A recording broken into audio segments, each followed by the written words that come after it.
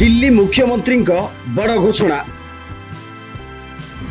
एणिकी महिला को मिल 2500 टंका। जानतु किपरि करिवे आवेदन।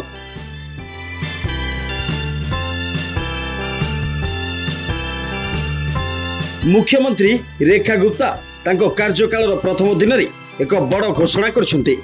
निर्वाचन पूर्व भारतीय जनता पार्टी देइथिबा प्रतिश्रुति पूरण करने दिगरे एक पदक्षेप नहीं महिला मानक प्रति मासरे 2500 टंका देवाकू घोषणा करा जायछि।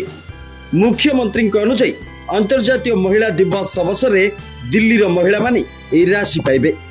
न केवल दिल्लीर गरीब एवं असहाय परिवार महिला माने एही योजनार लाभ पाइबे। भाजपार घोषणा पत्र रे स्पष्ट करा जायतिला जे योजना केवल आर्थिक दृष्टि दुर्बल महिला सशक्त करबा पई आरंभ करा जिवो।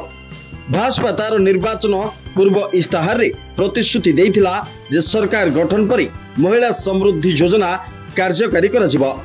एही योजना अधीन रे योग्य महिला को प्रति मासरे 2500 टंकार आर्थिक सहायता दिया जिवो। दिल्ली रे महिला समृद्धि योजना पई आवेदन ऑनलाइन मोड माध्यम रे करा जिवो।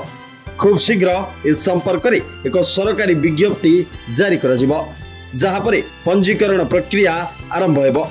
दिल्ली सरकार को अन्य योजना परी ई योजना पई पंजीकरण मध्य ई डिस्ट्रिक्ट पोर्टल रे करा जाय पारे।